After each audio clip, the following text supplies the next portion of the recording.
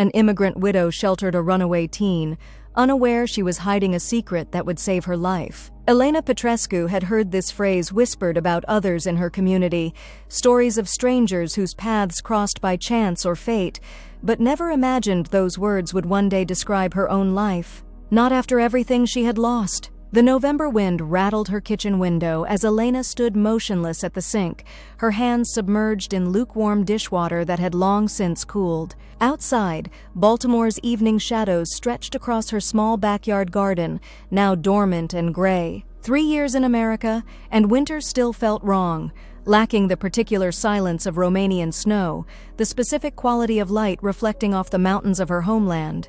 Her fingers had pruned, but she couldn't summon the energy to pull them from the water. These moments of stillness had become more frequent since Mihai's death 6 months ago, these strange pauses where time seemed to stop and her body forgot how to continue the simple mechanics of living. Breathing, moving, being. The doctors called it grief. Elena called it drowning. A sudden sharp knocking at the front door startled her back to awareness.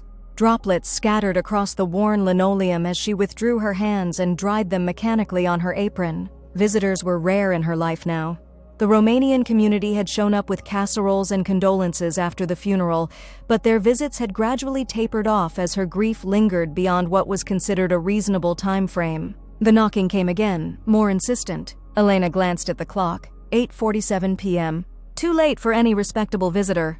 She approached the door cautiously, the floorboards creaking beneath her slippers. Through the peephole, she could make out a hunched figure on her porch, face obscured by a hood. Elena's hand hesitated on the deadbolt. In the old country, she would never have opened her door to a stranger after dark. But America had changed her in small ways, made her question her instincts. "Who is there?" she called, her accent thickening with anxiety. The figure shifted, hood falling back to reveal a young face, female, possibly teenage. "Please," came a voice barely audible through the door. "I just need somewhere warm." "Just for tonight?" Elena should have said no. Every warning Mihai had ever given her about American cities echoed in her mind. And yet, something in the girl's posture, the way her shoulders curved inward as if trying to disappear, reminded Elena of herself when she'd first arrived in this foreign country, pregnant and full of hope, clutching Mihai's hand like a lifeline. Before she could reconsider, Elena unlatched the deadbolt and opened the door, leaving the chain in place. The gap revealed a girl of perhaps 16 or 17, shivering violently in clothes too thin for the November chill. Her face was gaunt, dark circles shadowing eyes that darted nervously beyond Elena to peer into the house. "You are alone?" Elena asked, her voice careful. The girl nodded, pulling her threadbare jacket tighter. "I won't cause trouble. I haven't eaten today and it's getting really cold." A violent shiver punctuated her words. Later, Elena would struggle to explain why she had unlocked the chain. Perhaps it was the girl's trembling hands, so like her own when anxiety took hold. Perhaps it was the hollow look in her eyes that spoke of losses Elena recognized. Or perhaps it was simply that in the months since Mihai's heart had given out in their small bedroom upstairs, the house had grown too quiet, too empty, a mausoleum rather than a home. "Come," Elena said finally, stepping aside. "But no drugs, no trouble. I call police if any problems, understand?" Relief flooded the girl's face as she slipped inside. Elena noted how little space she occupied, how she seemed to fold herself inward as if trying to be invisible. Close up, she could see that beneath the dirt and fatigue, the girl possessed a delicate beauty, high cheekbones, large brown eyes, and a small, straight nose. Her dark hair was matted and unwashed, pulled back in a messy ponytail. "I'm Jessie," the girl offered, her voice barely above a whisper. Elena nodded curtly. "Elena Petrescu. You are hungry, yes? I have soup." Jessie followed her to the kitchen like a wary stray, maintaining distance, eyes cataloging exits. Elena recognized the behavior. It was how she herself had navigated the world after fleeing Romania's collapsing economy, always looking for escape routes, always prepared for the moment when sanctuary might suddenly evaporate. The soup was simple, vegetable with a little chicken, made 3 days ago and reheated nightly. Elena ladled a generous portion into a bowl and set it before the girl, along with a thick slice of the dark bread she baked weekly, a habit from home she couldn't abandon. "Eat," she instructed, taking a seat across the small table. "Then shower. I find you clothes to sleep." Jessie ate with the controlled restraint of someone accustomed to hunger, someone who had learned that wolfing down food after deprivation only led to sickness. Each spoonful was measured, deliberate. Her eyes, though, betrayed her desperation, darting occasionally to the pot on the stove, calculating if more might be permitted. "How old?" Elena asked after the girl had consumed half the bowl. Jessie's spoon paused midway to her mouth. 18, she answered too quickly. Elena's eyebrow raised skeptically. "Truth, please. I'm not police." A moment's hesitation. 16, Jessie admitted, her voice smaller. "Parents?" The girl's face hardened, a shield sliding into place. "Not in the picture." Elena recognized boundaries. She had erected enough of her own. She nodded once and rose to reheat more soup. "You sleep on couch tonight. Tomorrow we talk more." When Jessie had eaten a second bowl and a third slice of bread, Elena showed her to the small bathroom. She provided a clean towel, one of Mihai's old t-shirts that she still couldn't bring herself to donate, and a pair of her own sweatpants with a drawstring. "Water hot for 8 minutes only," she warned. American water heaters not like home. Left alone in the living room, Elena stood uncertainly before the photographs on the mantel. Mihai's smiling face looked back at her from their wedding day. Beside it, a silver frame held the only picture of Anna Maria, their daughter who had lived just 4 days before a congenital heart defect had claimed her tiny life. Their first American tragedy. Elena turned both frames face down, a habit when guests entered their home. Some pains were too private to explain. She made up the couch with clean sheets, a warm blanket, and an extra pillow. From upstairs came the sound of the shower running, then stopping well before the 8-minute warning. The girl was either respectful or unaccustomed to such luxuries. When Jessie emerged, she looked transformed. Clean, with damp hair and swimming in Mihai's shirt, she appeared even younger. For a moment, Elena's heart constricted painfully. In another life, Anna Maria might have grown to look something like this, dark-haired and slender, with eyes that held secrets. "Thank you," Jessie said, hovering awkwardly at the edge of the living room, "for everything. I'll be gone in the morning, I promise." Elena nodded, unsure why this statement left her feeling hollow. "Sleep now. Safe here." That night, Elena lay awake, listening to the unfamiliar sounds of another person breathing in her home. Occasionally, she heard restless movement from downstairs, the creak of the couch as Jessie turned. Only when the girl's breathing finally settled into the deep rhythm of true sleep did Elena allow herself to close her eyes. In her dreams, Anna Maria grew into a teenager who ran away and returned over and over, each time bringing some crucial piece of Elena's heart back to her. Morning arrived with pale sunlight filtering through the thin curtains of Elena's bedroom. For the first time in months, she had slept deeply, without the usual 3 a.m. awakening that had plagued her since Mihai's death. The house felt different somehow, not warmer exactly, but less empty. Then she remembered the girl. Elena rose quickly, pulling on her robe.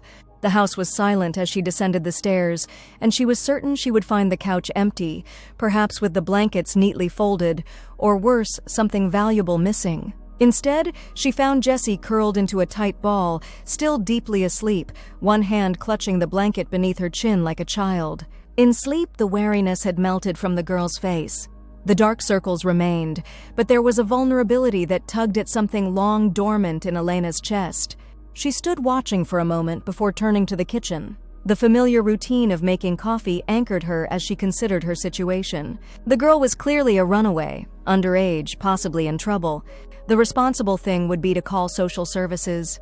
She knew this with the certainty of a law-abiding immigrant who had spent years ensuring every document was perfectly in order, every rule meticulously followed. And yet, Elena's hands stilled on the coffee pot. She thought of the systems she and Mihai had navigated when they'd first arrived, the cold efficiency, the endless forms, the way they had been reduced to case numbers and categories. How much worse must those systems be for a child without parents, without advocates? The sound of movement from the living room interrupted her thoughts. Jessie appeared in the doorway, hair mussed from sleep, eyes wary again. "I made coffee," Elena said, gesturing to the pot. "You drink?" Jessie nodded, relief visible in the slight relaxation of her shoulders. She had expected to be ordered out immediately. "Sit," Elena instructed, placing a mug before her. "Milk? Sugar? Black is fine," Jessie murmured, wrapping her hands around the warm mug. "I really should go soon. I don't want to be a problem." Elena sliced bread for toast, her movements precise. Where will you go? The question hung between them. Jessie stared into her coffee. I have places, she said finally, unconvincingly. Safe places? The girl's silence was answer enough. Elena set a plate of buttered toast before her, along with a jar of the plum jam she had made in September when the grief had momentarily lifted enough to allow her to preserve something. Eat first, then we talk. They ate in silence, the kitchen clock ticking loudly in the quiet house. Through the window, Elena could see her neighbor, Mrs. Abernathy, shuffling out to collect her newspaper, glancing curiously toward Elena's house. News of a strange girl would spread quickly through the tight-knit street. You run from something or to something? Elena asked finally, her English simplified but direct. Jessie's eyes darted up, then back to her plate. From bad people? A hesitation, then a small nod. They look for you? Another nod, smaller still. Elena sighed deeply, rubbing her temples. The responsible thing still whispered at the edges of her mind. But louder was Mihai's voice, the words he had spoken when they'd decided to leave Romania. Sometimes the right path is not the official one. 2 days, Elena said finally. You stay 2 days. Rest, eat. Then we find proper help, proper solution. Not streets, not bad people. Jessie's eyes widened in surprise, then immediately narrowed in suspicion. Why would you help me? You don't know me. It was a fair question. Elena rose to rinse her coffee cup, buying time to examine her own motives. Was it loneliness? Misplaced maternal instincts? Or something more selfish? The simple desire to feel needed again? I was stranger once, she said finally, her back to Jessie. In new country, with no English, no friends. Someone helped me. She turned, meeting the girl's eyes directly. Now I help you? This is how world should work, yes? Something flickered across Jessie's face. Recognition, perhaps. Understanding. She nodded slowly. But, Elena continued, raising a finger, rules. You help in house. No drugs. No bringing others here. No lying. She emphasized the last word. Truth between us or arrangement ends. Okay. Jessie agreed softly. That's fair. Good. Now dishes need washing. I show you how I like done. That first day established a pattern. Elena directed, and Jessie followed, learning the rhythms of the household. The girl worked diligently, washing dishes until they gleamed, sweeping floors with careful attention to corners, folding laundry with unexpected precision. Elena watched, occasionally correcting technique, but mostly observing the way Jessie seemed to hunger for approval, for the smallest nod of satisfaction. When evening came, Elena prepared a proper meal, chicken paprikash, a dish Mihai had loved. As they ate, she noticed Jessie studying the turned-down photographs on the mantel. Your husband? Jessie asked hesitantly, gesturing toward the frames. Elena nodded stiffly. Mihai, heart attack, 6 months ago. I'm sorry, Jessie offered, the words simple but sincere. Was good man. Worked construction. Built half this neighborhood with his hands. Elena's throat tightened unexpectedly. She had spoken of Mihai rarely since his death, even to the few friends she had. Came to America for better life. For family. Jessie's eyes moved to the smaller frame. And that one? Elena's hand trembled slightly as she set down her fork. Anna Maria, our daughter, born here but heart not formed correctly, lived 4 days only. Oh, the word was barely audible. That's, I can't imagine. Was 12 years ago. Still hurt same. Elena looked up, meeting Jessie's eyes directly. You have family? Truth, remember. Jessie pushed food around her plate. My mom died when I was 10. Cancer. My dad, she swallowed hard. He remarried a year later. Sharon. She didn't like having me around. Dad changed with her, started drinking more. They'd lock me out when they were fighting, even in winter. So you run? Not right away. I tried. For years I tried. Jessie's voice hardened. Then his friends started coming around when Dad was at work. Sharon would go shopping and he'd find reasons to be there. Her knuckles whitened around her fork. Dad didn't believe me when I told him. Elena felt a cold fury rise within her. So then you run? Jessie nodded. 3 weeks ago. I took what I could carry and left while they were sleeping. I've been moving around, staying with people I met, but... She gestured vaguely. People want things. For letting you stay. The implications hung heavily between them. Elena reached across the table impulsively and covered Jessie's hand with her own, the first physical contact between them. The girl flinched initially, then relaxed. Here, no one wants things, Elena said firmly. Only truth, work, respect. Understand? Jessie nodded, blinking rapidly against unexpected tears. That night, Elena again made up the couch, but added an extra blanket against the deepening chill. As she tucked the corners, she found herself humming a Romanian lullaby, one she had once imagined singing to Anna Maria. "That's pretty," Jessie commented from the doorway where she stood with damp hair from her shower. "What is it?" "Song from home," Elena replied, smoothing the blanket one final time. "About moon watching over children while they sleep. Keeping safe. My mom used to sing 'You Are My Sunshine,'" Jessie said quietly. "I haven't thought about that in years." Elena nodded, understanding how grief buried these memories, how they could surface unexpectedly years later with the power to steal breath. "Sleep now. Tomorrow is Saturday. No work for me. We buy you proper clothes." "I don't have money," Jessie began to protest. Elena waved her off. "I have enough. Not rich, but enough. Mihai was careful man, good with saving." After Jessie had settled on the couch, Elena retreated upstairs to her bedroom. There, she opened the closet and pulled out a small wooden box from the top shelf. Inside were Anna Maria's things, the tiny hat she had worn in the hospital, a bracelet with her name, the blanket they had wrapped her in. Elena ran her fingers over each item, a ritual she performed less frequently now but could never abandon entirely. "Is okay?" she whispered in Romanian to the empty room, to Mihai, to Anna Maria. "To help this girl?" The silence that answered was not empty, but filled with the particular quality of peace that sometimes came after grief's sharpest edges had worn smooth. 2 days became a week. Elena called in sick to her job at the hospital laundry for the first time in 3 years, claiming a persistent flu. Jessie remained hidden inside the house, helping with chores and gradually filling out from regular meals. They established a careful routine, Elena teaching Jessie to cook Romanian dishes, Jessie showing Elena how to use the smartphone Mihai had insisted she get, but she had never fully understood.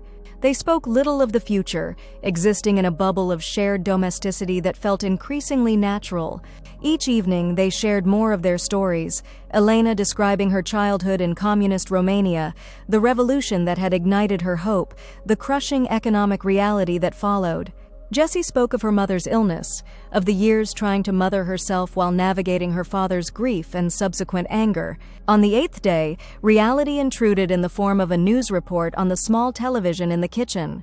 Elena froze, wooden spoon suspended over the pot of sarmale she was teaching Jessie to prepare. Local authorities are still searching for 16-year-old Jessica Winters, who disappeared from her Baltimore home 3 weeks ago, the announcer intoned over a school photograph of Jessie with longer hair and a forced smile. Her father, Robert Winters, has issued another plea for information. The screen cut to a man in his 40s, red-faced with thinning hair, standing with his arm around a thin blonde woman. "Jessie, if you're watching this, please come home. We're not angry. We just want to know you're safe." Elena turned slowly to find Jessie white-faced and trembling, hands clenched at her sides. "Jessica Winters," Elena said quietly. "He's lying," Jessie whispered, her voice shaking with rage and fear. "He's lying about not being angry. The last time I tried to leave, he broke 2 of my ribs." Elena looked back at the screen, at the man with his arm around his wife. She had known men like him in Romania, men who presented one face to the world and another behind closed doors. Men who were believed because they were men, because they had position, because the alternative was too uncomfortable for society to acknowledge. "You have proof? Of broken ribs?" Elena asked, her mind working through possibilities. Jessie's laugh was hollow. "He told the doctor I fell down the stairs. The doctor looked at me like he knew it was a lie, but he wrote it down anyway. No one ever really sees." The words struck Elena like a physical blow. No one ever really sees. How many times had she felt the same, when she had struggled to explain her grief over Anna Maria to well-meaning Americans who suggested she try again? As if children were interchangeable, when Mihai's death had been met with sympathy that expected a timeline for moving on. Elena made a decision then, one that came not from careful consideration, but from a place deeper, more instinctual. "You stay," she said simply, "until we find proper solution. Not going back there." Relief flooded Jessie's face, followed immediately by anxiety. "But they're looking for me. What if someone sees me here? What if they come for me?" Elena considered this, stirring the pot absently. "We be careful. You stay inside for now. I talked to friend, lawyer who helped with Mihai's papers. There must be options."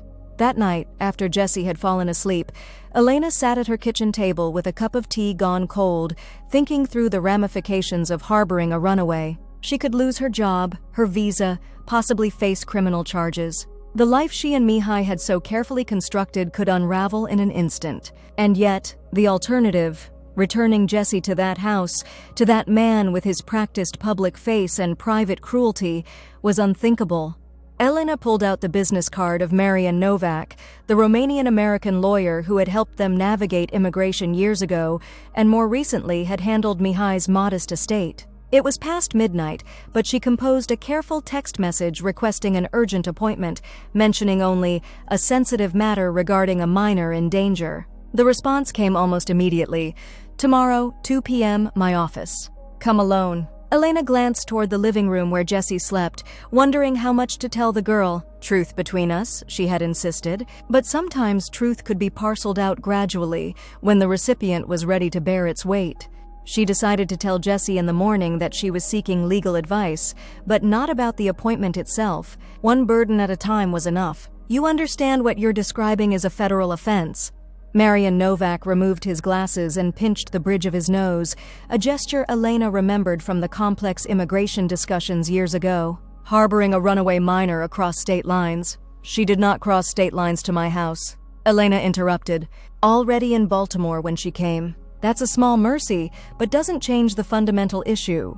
Marian leaned forward across his desk. "Elena, I understand your compassion, but there are proper channels." "Proper channels failed her already," Elena said firmly. "Doctor saw broken ribs, did nothing. School must have seen signs, did nothing. System is designed to return children to parents, yes? Even bad ones." Marian sighed, replacing his glasses.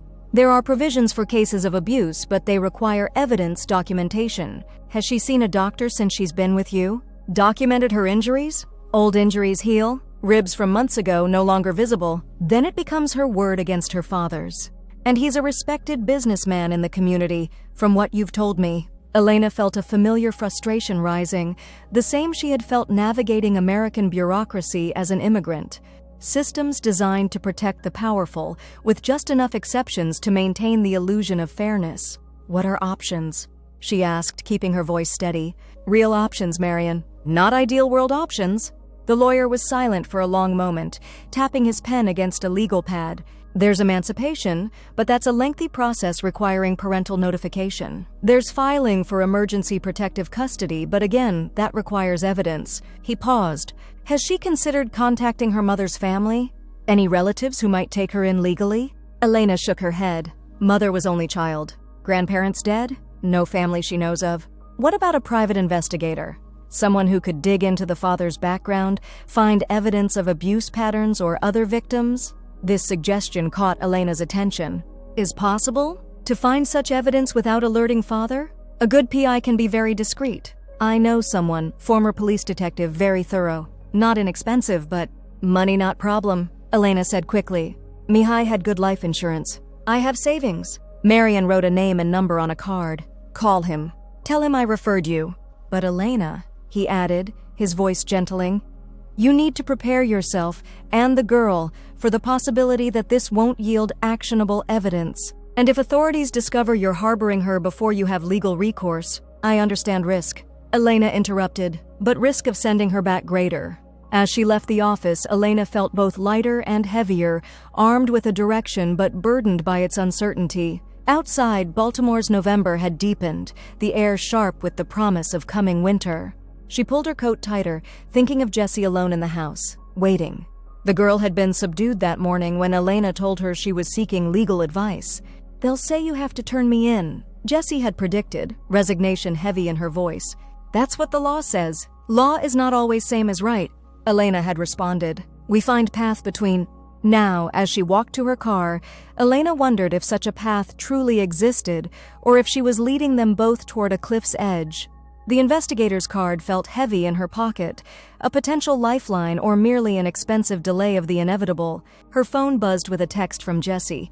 "Everything okay?" Such a simple question with such a complicated answer. Elena typed back, "Coming home now. Bought pastries from Romanian bakery. You will try. Home."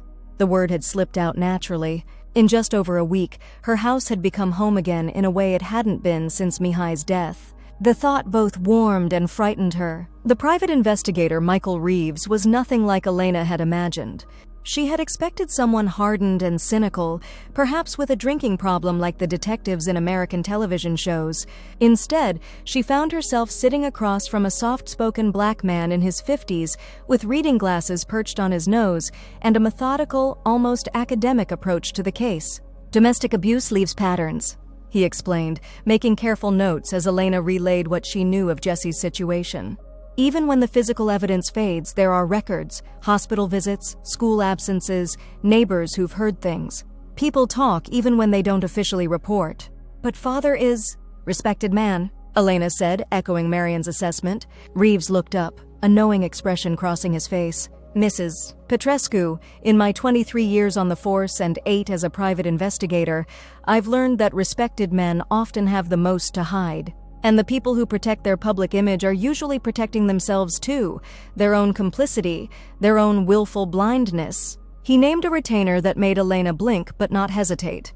She wrote the check immediately, pushing it across the table. "One thing," she added as he tucked the check into a folder. "Must be careful. If father discovers investigation, could be dangerous for Jesse. Discretion is my specialty," Reeves assured her.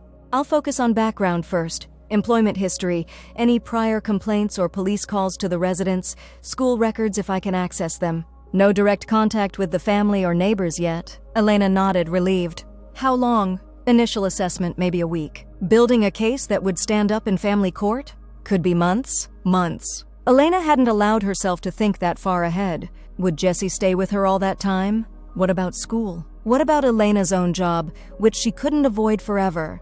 "I understand," she said finally.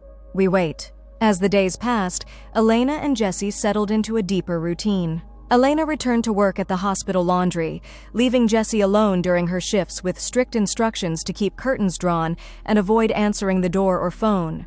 In the evenings, Elena began teaching Jesse Romanian, discovering the girl had an aptitude for languages. Jesse, in turn, helped Elena organize Mihai's papers, a task she had been avoiding for 6 months. One evening, as they sorted through a box of photographs, Jesse paused over an image of Elena, visibly pregnant, standing beside Mihai in front of their newly purchased house. "You look so happy," Jesse observed quietly. Elena's throat tightened. Was happy time. First house, baby coming, new country full of possibility. "I'm sorry it didn't... that Anna Maria?" Jesse struggled to find the right words. "Life gives and takes," Elena said simply. "Cannot control, only respond." She took the photograph, studying her younger self. "I was different then. More open, more brave." "You're pretty brave now," Jesse countered.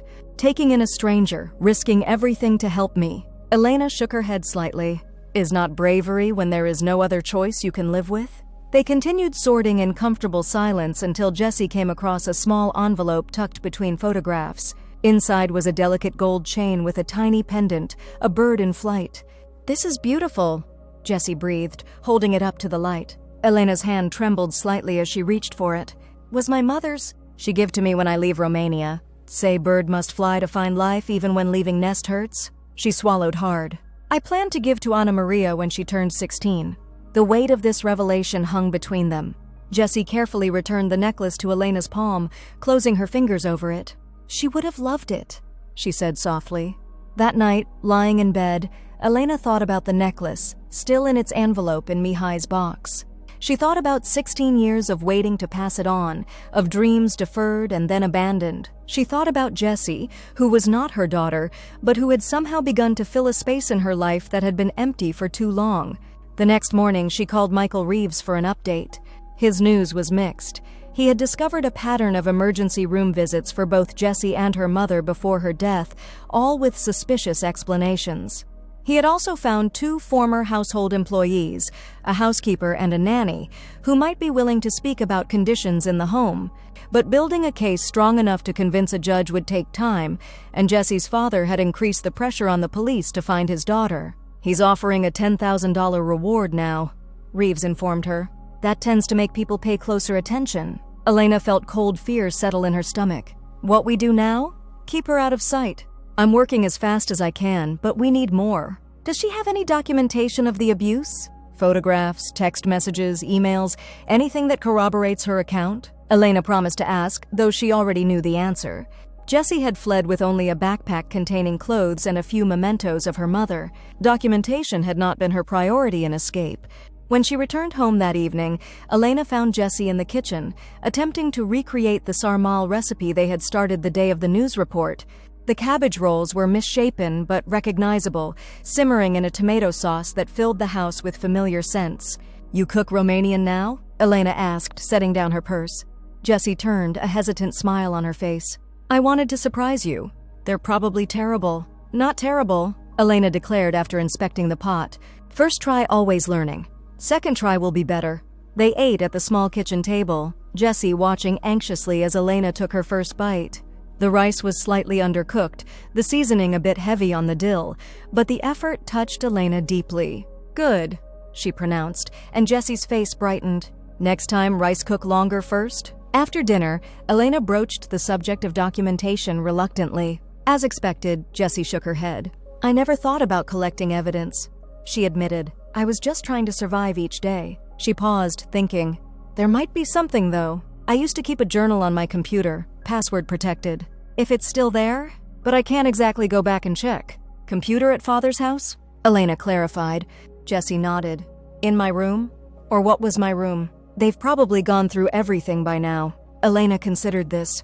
Investigator needs evidence. Journal would help. She hesitated, then added, "What if I go? Say I am looking for cleaning job, heard they need housekeeper?" "No." Jessie's response was immediate and vehement. "Elena, you can't. My dad, he can tell when people are lying. And if he suspected anything, please, you can't." The fear in Jessie's eyes was enough to convince Elena. Okay, was just idea. We think of another way. That night, however, the possibility nagged at her. If the journal existed, it could be crucial evidence, contemporaneous documentation of abuse, written before Jessie had any motive to fabricate. Such evidence could accelerate the legal process significantly. Elena found herself weighing risks against potential benefits, calculating odds as Mihai had taught her to do when they were planning their immigration. The greatest risk was to Jessie. If Elena's attempt failed and raised suspicions, it could lead Robert Winters straight to his daughter. But if it succeeded? In the morning, Elena called Michael Reeves again. "I need information," she said without preamble. "Address of Winters' house, schedule of father and wife, layout if possible." Reeves was silent for a moment. "Mrs. Petrescu, I strongly advise against any direct—" "Not for confrontation," Elena assured him. "Need to know if house empty during day. If computer still in girl's room, you're considering breaking in," Reeves stated flatly. "That would compromise any evidence you obtained and could result in criminal charges. Not breaking. Have other idea." Elena's mind was working rapidly, forming a plan. "Please, information only. I make no decision yet." Reluctantly, Reeves agreed to provide the details she requested, but reiterated his strong recommendation against any direct action. When she hung up, Elena found Jessie watching her from the kitchen doorway. "You're planning something," the girl said, her voice uncertain. "I can tell." Elena hesitated, torn between her promise of honesty and her desire to protect Jessie from worry. "Thinking only," she said finally. "About journal. How to get if still there?" "Elena, please don't do anything dangerous. I'm not worth that risk." The words struck Elena with unexpected force. Not worth the risk. How many times had she thought the same about herself after Anna Maria's death, after Mihai's? As if worth were something that could be calculated, as if some lives were more deserving of effort than others. "Everyone worth risk," she said firmly. "This is what Mihai always say? Is why we leave Romania, because each person deserved chance." Jessie's eyes filled with tears. "But if something happened to you because of me, nothing happened," Elena assured her, with more confidence than she felt. "I am careful woman. Always have plan." The next day, armed with the information Reeves had provided, Elena formulated that plan. Robert Winters and his wife both worked weekdays, he at his investment firm downtown, she at a real estate office. The house, an imposing colonial in Roland Park, was serviced by a cleaning company on Tuesdays. Jessie's bedroom was on the second floor, front left. On Thursday morning, Elena dressed carefully in conservative clothes that might belong to a middle-aged professional woman. She styled her hair neatly and applied minimal makeup, aiming for respectability rather than attention. Into her large purse went a folder of fabricated references, a small digital camera, and a USB drive. "I go to special training at hospital today," she told Jessie over breakfast. "Computer systems update. Back by dinner?" The lie fell heavily between them. Jessie's eyes narrowed slightly, but she didn't challenge it directly. "Be careful," she said instead. "Some of the hospital computers are really old. My mom used to complain about them all the time." The pointed reference to Jessie's mother, who had worked as a nurse, was not lost on Elena. The girl knew she was lying and was reminding her of their agreement. Truth between us. Elena almost confessed then, almost abandoned the plan entirely. But the image of Jessie flinching at unexpected sounds, of the fear in her eyes when her father appeared on television, steeled her resolve. "I bring dinner from Romanian restaurant tonight," she promised instead. "You try proper mamaliga." The Winters house was even more imposing in person, red brick with white columns, surrounded by a carefully manicured lawn now turned brown with winter. Elena parked her aging Honda a block away and approached on foot, her heart pounding. She had rehearsed her story repeatedly.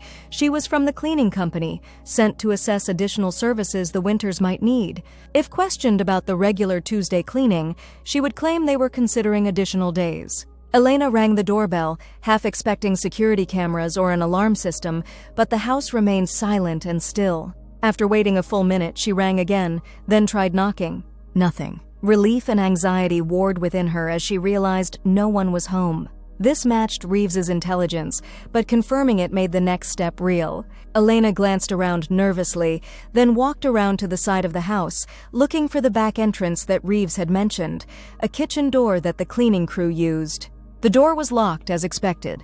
Elena withdrew from her purse the small set of tools she had purchased from a locksmith supply website, a purchase that had required Jessie's help and had resulted in the girl's horrified realization of what Elena was planning. "I was a different person in Romania," Elena had explained when Jessie questioned her knowledge of lockpicking. "Revolution time, many skills necessary." Now her hands shook slightly as she inserted the tension wrench and pick into the lock. It had been decades since she had done this, but some skills remained in muscle memory. After several tense minutes, she felt the lock give way with a satisfying click. The kitchen beyond was immaculate and cold.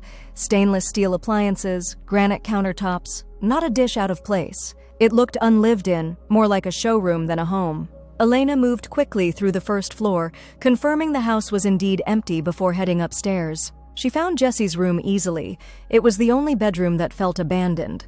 While the rest of the house was immaculately decorated, this room had a stripped-down quality. The bed was made with plain white linens, the walls bare of posters or photographs. A desk sat in the corner, its surface empty except for a lamp and a closed laptop. Elena's heart leapt at the sight of the computer. She set down her purse and opened it, pressing the power button. To her surprise, it came to life immediately. No password required to start the system. Perhaps they hadn't thought to secure it, or perhaps they were still hoping Jessie would return. The desktop appeared, showing a generic background image. Elena searched for journal files, finding nothing obvious. She opened documents, then downloads, then finally thought to check the recycle bin. There she found a folder labeled simply J that contained dozens of text files with dates as file names. Her hands trembling slightly, Elena plugged in the USB drive and began copying the folder. As the files transferred, she opened one at random, dated about 6 months earlier. "Dad threw Mom's quilts away today. Said they were taking up space in the attic and Sharon wanted to use it for storage. When I tried to save just one, he grabbed my arm so hard it bruised. Sharon said I was being melodramatic when I cried. I hate her. I hate him more for becoming someone Mom wouldn't even recognize." Elena felt her throat tighten. She opened another file, more recent. "Uncle Dave came by again while they were out. Said he just wanted to check on me. He stood too close. Touched my hair. Said I was looking more like Mom every day. When I told Dad later, he laughed and said Dave was just being nice, that I should be flattered. Sharon said I was making up stories for attention." A cold fury built in Elena as she read. The files finished copying, but she remained seated, opening one file after another.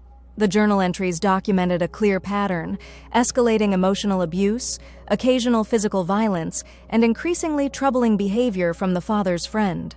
The most recent entries described Jessie's growing plan to escape.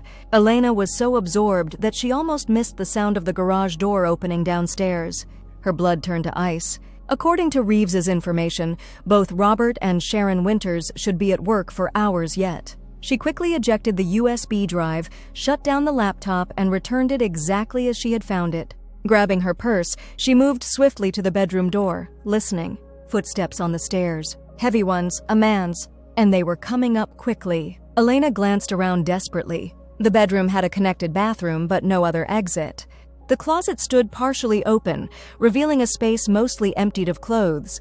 Without time to consider alternatives, she slipped inside, pulling the door nearly closed, but leaving a sliver open to see through. Robert Winters appeared in the doorway seconds later. He was taller in person than he had appeared on television, his face flushed with what might have been anger or exertion.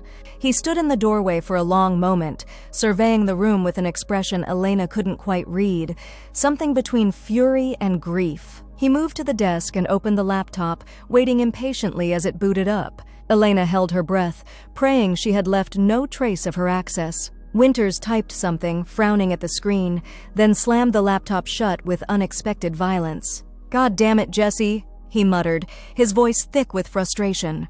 "Where the hell are you?" Elena remained frozen as he paced the room, running his hands through his thinning hair. After what felt like an eternity, his phone rang. He answered sharply. "What?" A pause. "No, nothing here either. She hasn't accessed any accounts, hasn't contacted any of her old friends." Another pause. "Well, keep looking. She's 16, for Christ's sake. She can't have just vanished." He ended the call and stood for another long moment before leaving the room, his footsteps heavy on the stairs. Elena waited, counting to 100 slowly in Romanian before daring to emerge from the closet. She moved to the window, peering cautiously through the curtains to see Robert Winters get into a black SUV and back out of the driveway. Her hands were shaking violently now, the delayed reaction to danger making her limbs feel watery and unstable. She needed to leave immediately before he returned or anyone else arrived. Elena made her way downstairs quickly but carefully, checking each room before passing. At the kitchen door, she hesitated, realizing she had no way to lock it behind her. Any evidence of intrusion would heighten Winters' suspicions and possibly intensify his search. Taking a deep breath, she examined the door handle. It was a simple mechanism, locked from the inside with a button push, no key required. Elena stepped outside, pulled the door nearly closed, then used a thin credit card from her wallet to depress the lock button before pulling the door fully shut. A quick test confirmed it was locked. She walked away from the house at a measured pace, fighting the urge to run. Only when she reached her car did she allow herself to release the breath she'd been holding and acknowledge the thundering of her heart. The USB drive felt like it was burning a hole in her purse. On it was the evidence they needed, Jesse's contemporaneous documentation of abuse, written with no expectation it would ever be used in court. It might be enough, with Reeves's other findings, to build a case for emergency protective custody. But first, she needed to get home to Jesse, to explain, to apologize for the lie, and to share what she had found. Jesse was waiting at the window when Elena pulled into the driveway, her face tight with worry. She yanked open the front door before Elena had even reached the porch. "You went to the house," she accused immediately. "Don't lie." "I called the hospital. There's no computer training today." Elena didn't deny it. She stepped inside, closing the door firmly behind her before withdrawing the USB drive from her purse. "I found journal," she said simply. "Many entries, very detailed." Jessie stared at the small device, emotions warring across her face. Relief, fear, anger. "You could have been caught. If my dad had found you, he did come home," Elena admitted. "I hide in closet. He never know." The color drained from Jessie's face. "He came home? In the middle of the day? That's not..." "He never does that. Was looking for clues, I think. Checked your computer." Elena moved to the kitchen, her body suddenly demanding tea, warmth, normalcy after the adrenaline rush. "Seemed very frustrated. Said you haven't contacted friends, accessed accounts." Jessie followed, still visibly shaken. "I haven't. I don't want anyone to know where I am." She watched as Elena filled the kettle. What did the journal say?" "I mean, I know what I wrote, but seeing it again confirms what you tell me," Elena said gently. "Shows pattern. Escalation. Will help case." She hesitated, then added, "Also shows you were planning to leave. Makes clear you feared for safety." As the kettle boiled, Elena prepared 2 cups of tea, adding honey to Jessie's as she had learned the girl preferred. They sat at the kitchen table, the USB drive between them like a small but powerful totem. "I call investigator tomorrow," Elena said. "Give him this. He billed case for court." Jessie nodded, wrapping her hands around the warm mug. And then what happens? It was the question they had both been avoiding. What came next after evidence was gathered and presented? What became of Jessie? "Then judge decide," Elena said carefully. "If evidence strong enough, maybe emergency custody to state. Then permanent arrangement. Foster care," Jessie said flatly. "Or a group home." The words hung heavily between them. Elena had researched these options extensively over the past weeks. The statistics were not encouraging, especially for older teens, who often bounced between placements or ran away again. "Is possibility," Elena acknowledged, "but also other options. Perhaps I could apply for temporary guardianship." She hadn't meant to offer this yet, hadn't fully thought through the implications. But as the words left her mouth, Elena knew they had been forming in her heart for days. Jessie's eyes widened, hope and wariness battling in her expression. "You would do that? You barely know me." "Know enough," Elena said simply. "Know you are a good person who deserves safe home. Know you try hard, are respectful, honest." She paused, gathering courage. "No house feels right with you in it." Less empty. Tears filled Jessie's eyes. "But what about your visa? Your job? Wouldn't having a dependent complicate things?" Elena had considered this. "Marion, my lawyer, says is complicated but not impossible. I have green card application already in process from before Mihai died. Would need to update with new circumstances." In truth, the legal complexities were daunting. But in the weeks since Jessie had arrived on her doorstep, Elena had begun to feel something she had thought permanently extinguished: purpose. The meticulous life she had maintained after losing Anna Maria and then Mihai had been not living but existing, going through motions with mechanical precision. "We see what judge say first," Elena continued, not wanting to build false hope. "Must have strong case." Jessie nodded, wiping at her eyes. "Thank you. For risking everything today. For even considering, just thank you." Elena reached across the table and took Jessie's hand, the contact no longer awkward or unfamiliar. "Is what anyone should do," she said, though she knew this wasn't true. Most people would have called the authorities immediately, would have prioritized rules over a stranger's well-being. That evening, they sat together on the couch, watching an old movie on television. The November wind rattled the windows, but inside was warm and increasingly comfortable. Elena found herself thinking of the tiny gold bird necklace still in its envelope in Mihai's box. Perhaps someday, if all went well with the courts. She pushed the thought away, not wanting to hope too much yet. One step at a time had been her mantra since immigration, since Anna Maria's death, since losing Mihai. Small, manageable steps forward. As the movie ended, Jessie yawned and stretched. "I think I'll head to bed," she said, rising from the couch. She hesitated, then bent down and gave Elena a quick, awkward hug. Their first. "Good night." "Noapte bună," Elena responded softly, the Romanian words feeling right. "Sleep well." After Jessie had gone upstairs, no longer sleeping on the couch but in the small guest room that had once been intended as a nursery, Elena sat alone in the quiet living room. She thought about the day's risks, about the journal entries she had glimpsed, about Robert Winters' frustrated anger. A cold certainty settled in her chest. If Winters discovered where his daughter was hiding, he would stop at nothing to reclaim her, not out of love, but out of the need to control, to save face, to win. Men like him did not accept defeat, especially not from those they considered their property. Elena glanced toward the stairs, thinking of Jessie sleeping peacefully for perhaps the first time in years, finally feeling safe. She made a silent promise then, to herself, to Mihai's memory, to Anna Maria's brief life. No matter what came, she would protect this child who had somehow become part of her heart, whatever it took. Michael Reeves sat across from Elena at a corner table in a quiet cafe, his expression grave as he reviewed the journal entries she had retrieved. "This is compelling evidence," he acknowledged, scrolling through the files on his tablet. "Contemporaneous documentation, specific details, consistent voice throughout. No judge could read this and not be concerned." Elena felt a surge of hope. "Enough for emergency order? Possibly. Combined with the hospital records I've obtained and statements from the former housekeeper, we're building a strong case." He paused, looking up from the tablet. "But there's a complication." Elena's stomach tightened. "What complication?" "Robert Winters has hired a private detective of his own." Word gets around in our circles. Frank Donovan is asking questions about runaway teenagers throughout Baltimore. He's good, thorough. Reeves's expression darkened. And not particularly concerned with ethics when the money's right. He knows about Jesse staying with me? Elena asked, her voice barely above a whisper. Not yet, as far as I can tell. But he's canvassing neighborhoods, showing her picture around. It's only a matter of time before someone recognizes her or remembers seeing her enter your house, Elena thought quickly. We go to court now, yes? Before he finds? Reeves shook his head slightly. It's not that simple. Filing for emergency custody will alert Winters immediately. There will be a hearing where he can contest. If our evidence isn't absolutely solid, if there's any procedural misstep, the judge could order Jessie returned to her father while the case proceeds. The possibility sent ice through Elena's veins. What we do then? We need one more piece, Reeves said, leaning forward. Something irrefutable. The journal is powerful, but Winters could claim she fabricated it, especially since some entries mention planning to run away.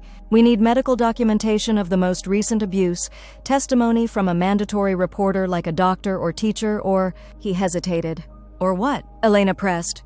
Or evidence of current danger, proof that returning would put her at immediate risk. Elena understood what he wasn't saying directly. They needed to catch Robert Winters doing something unquestionably abusive or threatening, something no judge could dismiss or minimize. How we get such proof? She asked, already dreading the answer. Reeves sighed heavily. That's the problem. The most direct way would be for Jessie to contact him, to record a conversation where he threatens or admits to past abuse. But I can't recommend that. The psychological trauma alone. No, Elena said firmly. Not putting her through that. I understand. I'll keep digging, but you should know. Winters is escalating his search. The reward is up to $25,000 now. People notice that kind of money. As Elena left the cafe, a cold dread settled in her stomach. $25,000 would turn casual observers into active searchers, would make people who might otherwise mind their own business suddenly attentive to strangers in their neighborhood. She drove home taking a circuitous route, watching carefully for any sign of being followed. As she turned onto her street, she noticed a car she didn't recognize parked across from her house, a black sedan with tinted windows. Elena drove past her own driveway, continuing to the end of the block before circling back. The car was still there, but now she could see a man sitting in the driver's seat, apparently reading a newspaper. Her heart racing, Elena parked a few houses down and called Jessie's phone, a prepaid burner they had purchased for emergencies. "Don't come to window?" she said immediately when Jessie answered. "Is black car across street? Man watching house, I think." "Oh God," Jessie's voice shook. "Has he found me? What do we do?" "Stay calm. Could be nothing. Could be neighbor's visitor." Elena didn't believe this, but needed to keep Jessie calm. "I come in through back. You stay away from windows, yes?" "Yes," Jessie whispered. "Elena, I'm scared." "I know, Draga. Is okay. I be right there." Elena ended the call and sat for a moment, thinking rapidly. If this was indeed Winters' private detective, they had little time. The man might simply be surveilling, gathering evidence before making any move, but once he confirmed Jessie's presence, Winters would act quickly.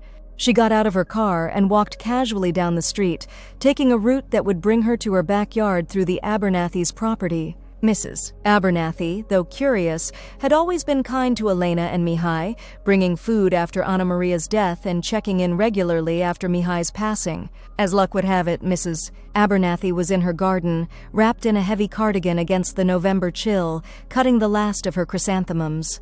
"Elena, dear, I haven't seen you in days," she called as Elena approached. "Is everything all right? There was a man asking about you earlier." Elena's blood ran cold. "What man? What did he ask?" "Oh, he said he was an old friend of your husband's trying to reconnect. Wanted to know if you lived alone, if you had family staying with you." Mrs. Abernathy frowned slightly. "I didn't like his manner, to be honest. Told him I didn't know your business and he should ask you directly." "Thank you, Mrs. Abernathy," Elena said, forcing a smile. "Was probably insurance person. Always asking questions since Mihai died?" She hesitated, then added, "May I cut through your yard? Locked myself out, need to use back door." "Of course, dear. Do you need any help? Harold has tools if you need to break a window." She chuckled at Elena's expression. "Oh, don't look so shocked. We've all locked ourselves out at least once." Elena thanked her again and hurried through the yard, keeping to the side where bushes provided cover from the street. Her own backyard was small but private, surrounded by the tall fence Mihai had installed years ago when they still hoped for children who would play there. She unlocked the back door with shaking hands and found Jesse in the kitchen, pale and frightened. "Is it him?" the girl asked immediately. "Has he found me?" "Not sure," Elena admitted, moving to peek through the kitchen curtains at the street beyond. The black car was still there. "Man asking questions about who lives here. Could be private detective your father hired." Jessie sank into a chair, her body seeming to fold in on itself. "He'll never stop looking, will he? He can't stand losing control of anything, especially not me." Elena made a quick decision. "We pack. Small bags only, essentials. Need to leave for a while until court hearing can be arranged." "Leave? Where would we go?" "I have friend, Romanian woman from church. Lives in Pennsylvania countryside. Very private place." Elena was already moving, gathering essentials. "We go tonight after dark." "But your job?" "Job can wait. Safety first." As they packed quickly and quietly, Elena's mind raced through logistics. They would need cash. Credit cards could be traced. They would need to leave her car behind. It was too recognizable.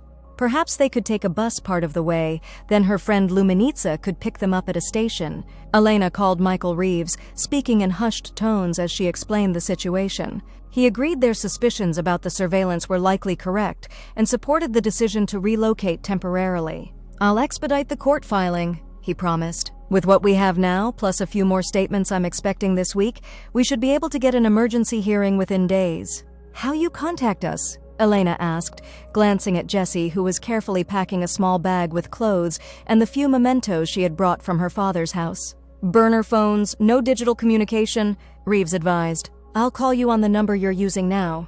If you need to contact me, use a public phone or a different burner each time." After ending the call, Elena went to her bedroom and opened the lockbox she kept in her closet. Inside was the emergency cash she and Mihai had always maintained, old habits from unstable times. She counted out several $100s, then hesitated over the small envelope containing her mother's necklace. After a moment's consideration, she slipped it into her pocket. As dusk fell, Elena watched the black car from between the slats of her bedroom blinds. The man was still there, occasionally raising what looked like a camera with a long lens toward the house. Her suspicions confirmed, she sent a text to Luminitsa explaining the situation and asking for help. The response came quickly. "Of course. We'll meet you wherever needed. God is with you." Elena felt a wave of gratitude for the Romanian community that had become her extended family in America. Whatever their political differences or personal disputes, they closed ranks when one of their own was in danger. When true darkness came, Elena gathered Jessie in the kitchen. "We leave through back, through neighbors' yards to next street. Friend will pick us up 3 blocks away." Jessie nodded, her face pale but determined. "I'm sorry for bringing this trouble to you. No apologize," Elena said firmly. "Not your fault. None of this your fault." As they prepared to leave, Elena impulsively reached into her pocket and withdrew the envelope containing the necklace. "This was meant for daughter," she said softly, opening it to reveal the delicate gold bird. "Would like you to wear now. For protection on journey." Jessie's eyes widened. "Elena, I can't. That's for Anna Maria." "Anna Maria never need earthly protection," Elena said, her throat tight. "But you do. Please. Would make me feel better." After a moment's hesitation, Jessie turned and lifted her hair. Elena fastened the clasp around her neck, the small gold bird settling just below her collarbone. When Jessie turned back, tears shone in her eyes. "I'll take good care of it," she promised. And ... "Thank you for everything." Elena touched the pendant briefly. "Bird must fly to find life," she quoted softly. "Now we fly." They slipped out the back door into the cold November night, bags slung over their shoulders, moving quietly through the shadows of neighboring yards. Elena led the way, grateful for the new moon that kept the night dark enough to conceal their movements. 3 blocks away, Luminitsa's battered station wagon waited, engine running. They climbed in quickly, ducking low as instructed. "Doamne ajută," Luminitsa murmured, "God help us," as she pulled away from the curb. "My home is yours for as long as needed." As they drove north toward Pennsylvania, leaving Baltimore's lights behind, Elena felt both fear and a strange sense of rightness. She glanced at Jessie, who had fallen into an exhausted sleep against the window, the gold bird gleaming faintly at her throat. Whatever came next, they would face it together. Luminitsa's farm sat nestled in a small valley, surrounded by bare November trees and rolling fields, now brown with winter's approach. The farmhouse itself was over a century old, with thick stone walls and small windows that had once been practical defenses against harsh Pennsylvania winters and, in earlier times, potential attacks. "No one will find you here," Luminitsa assured them as she showed them to a cozy bedroom with twin beds and handmade quilts. "My nearest neighbor is 2 miles away, and the property isn't visible from the road." Elena thanked her old friend profusely. Luminitsa had come to America a decade before Elena and Mihai, marrying an American farmer who had passed away 5 years ago. She had maintained the small farm alone since then, growing vegetables and raising chickens, living simply but contentedly. "It is nothing." Luminitsa ondulat mulțumirile. "You would do same for me or my children?" That first night in the farmhouse, Elena slept deeply for the first time in days, the stress of surveillance and escape giving way to exhaustion. She woke to pale sunlight filtering through lace curtains and the smell of coffee and baking bread from downstairs. Jessie was already up, her bed neatly made. Elena found her in the kitchen with Luminitsa, kneading dough with flour-covered hands, while the older woman instructed her in rapid Romanian. "Ah, she wakes," Luminitsa exclaimed, switching to English. "Your girl has good hands for bread. Natural talent. Your girl." The phrase warmed Elena unexpectedly. She watched as Jessie shaped the dough with careful concentration, the gold bird necklace catching the morning light as she moved. They settled into a routine at the farm, helping Luminitsa with chores, keeping to the property boundaries. Every evening, Elena called Michael Reeves from a different prepaid phone, getting updates on the case preparation and the situation in Baltimore. "Winters knows something." Reeves reported a week into their stay. "The surveillance on your house has doubled, 2 cars now, rotating shifts." He's also filed a report claiming you kidnapped his daughter, though the police aren't taking much action given her age and the lack of evidence you've had any contact with her. "Court date?" Elena asked anxiously. "We have a preliminary hearing scheduled for December 15th. Judge Harriet Chen. She's good, fair, takes allegations of abuse seriously. We'll need both of you there." December 15th, just over 2 weeks away. Elena felt both relief that a date was set and anxiety about returning to Baltimore, about facing Robert Winters directly. "We be there," she promised. "What about evidence?" "Strong, getting stronger. I've secured testimony from Jessica's former English teacher who documented concerning behaviors and injuries last year. Also, the former housekeeper has provided a detailed affidavit about witnessing physical abuse on multiple occasions. Combined with the journal and medical records, we have a compelling case." Elena thanked him and ended the call, turning to find Jessie standing in the doorway of the farmhouse's small study. "December 15th? The girl asked quietly. Elena nodded. "Preliminary hearing only? Judge decide if emergency custody warranted while full case proceeds." Jessie twisted the hem of her sweater nervously. "Will I have to see him? My dad?" "Yes," Elena admitted gently. "But not alone. Lawyer, judge, me, all there." Jessie nodded, her expression resolute despite the fear visible in her eyes. "I can do it. I need to do it to be free of him for good." Over the following days, Elena noticed subtle changes in Jessie. The constant vigilance that had characterized her movements began to ease. She laughed more freely, particularly with Luminitsa's grandchildren who visited on weekends, bringing noise and energy to the quiet farmhouse. She began to speak of the future in concrete terms, wondering about finishing high school, about college possibilities, about a life beyond survival. One evening, as they sat on the farmhouse porch despite the December chill, Jessie turned to Elena with unexpected directness. "Did you mean it?" she asked. "About applying for guardianship?" Elena had been watching the sunset paint the bare trees in gold and pink. She turned to meet Jessie's gaze. "Yes. If court allows. If you want?" "I want that more than anything," Jessie admitted, her voice barely above a whisper. "But I don't want to be a burden. Your life was stable before I crashed into it." "Stable is not same as happy," Elena said after a moment's reflection. "House was quiet, orderly, yes, but empty." She reached out and took Jessie's hand. "You bring life back, purpose." Jessie's eyes filled with tears. "I've been thinking about something. About why I ended up at your door that night." "Oh?" "I was actually heading somewhere else. A shelter downtown that another girl had told me about. But it started raining and I got lost. I saw your porch light on and something just, I don't know, pulled me there." Elena felt a shiver that had nothing to do with the December air. In Romania, we have saying, Destinul găsește întotdeauna o cale. Destiny always finds a way. Do you believe that? Jesse asked.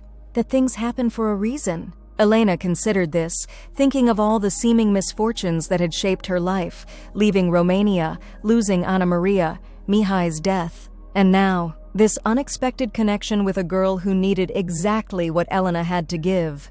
I believe that meaning can be found even in suffering, that connections between people are not accidents. She squeezed Jesse's hand. Whether God's plan or universe's design, I do not know. But yes, I believe our meeting was not chance.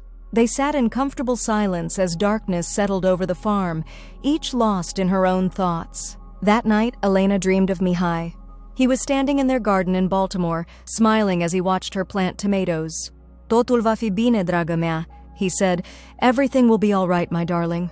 She woke with tears on her cheeks, but a lightness in her heart that had been absent for too long. As December 15th approached, the anxiety in the farmhouse grew palpable. Michael Reeves called daily with preparations and instructions.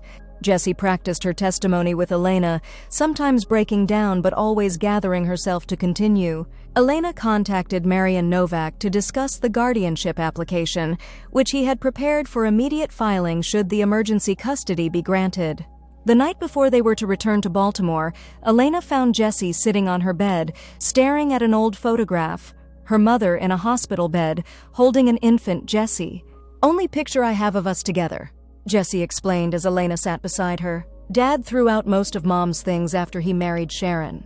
Elena studied the image, a tired but radiant woman with Jessie's same dark hair and eyes, looking at her newborn with undisguised love. She would be proud of you, she said softly.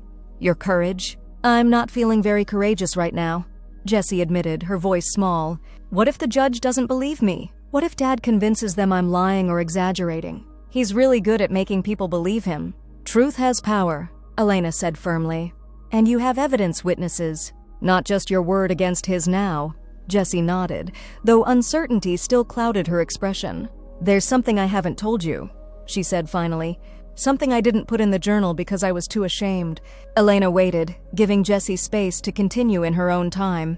The night I left, it wasn't just because of the usual stuff. Dad had been drinking more than usual. Sharon was out of town visiting her sister. Jessie's hands trembled as she set the photograph aside. He came into my room, sat on my bed, started talking about how much I reminded him of Mom, how I had her eyes, her mouth. Elena felt a cold dread building in her stomach. He touched my face, my hair, said we could comfort each other. Jessie's voice had gone flat, emotionless. I pushed him away and locked myself in the bathroom. He kept knocking, saying he was sorry, that he'd had too much to drink. But the way he looked at me, I knew it would happen again. That's when I decided I couldn't stay one more night. Elena's throat constricted with rage and protective fury. She reached for Jessie, who fell into her embrace, finally allowing the tears she had been holding back. You did right thing, Elena murmured, stroking Jessie's hair. So brave, so strong to leave. I was so scared. Jessie sobbed against her shoulder. I still am. What if the judge sends me back? Will not happen, Elena promised with more certainty than she felt. But if it does, if system fails, we leave?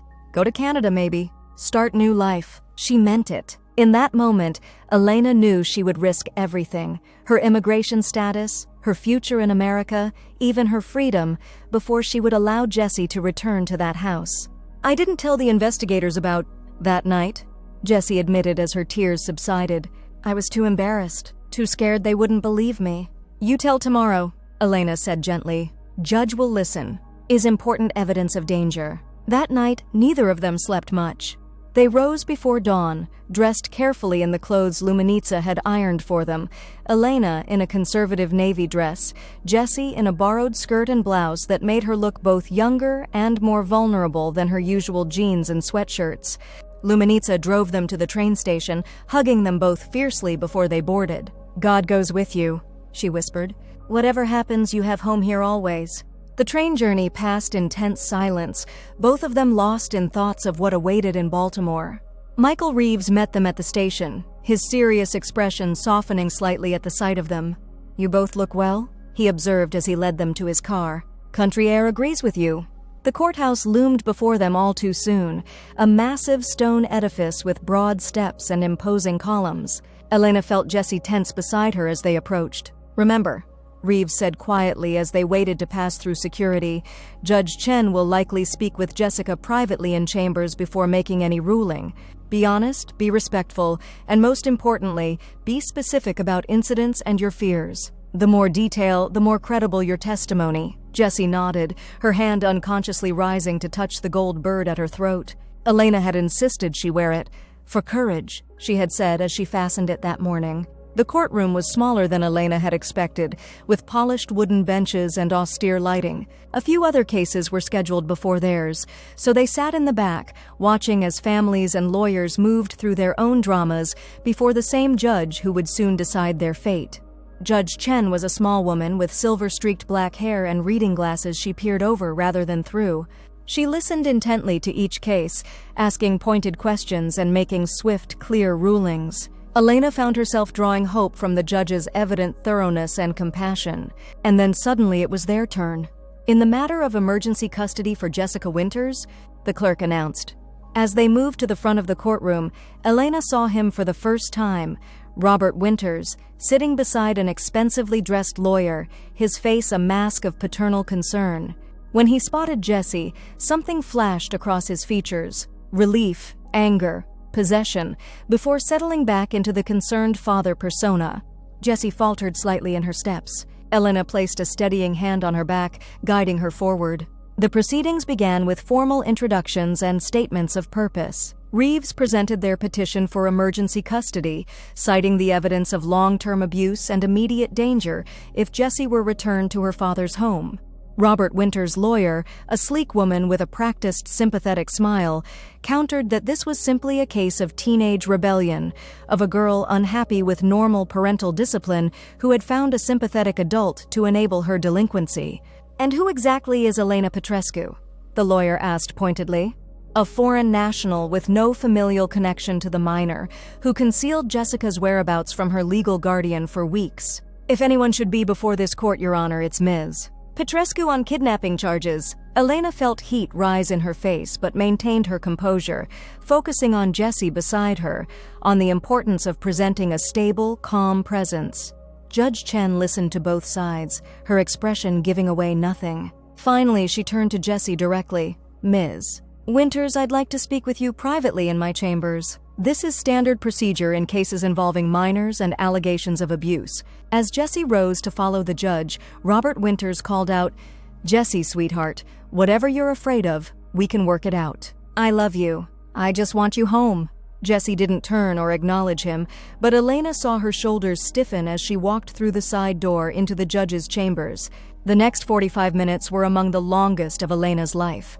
She sat rigidly on the wooden bench, aware of Robert Winters' occasional glances in her direction. Once, when their eyes met briefly, she saw naked hatred beneath the concerned father veneer. It chilled her to the bone.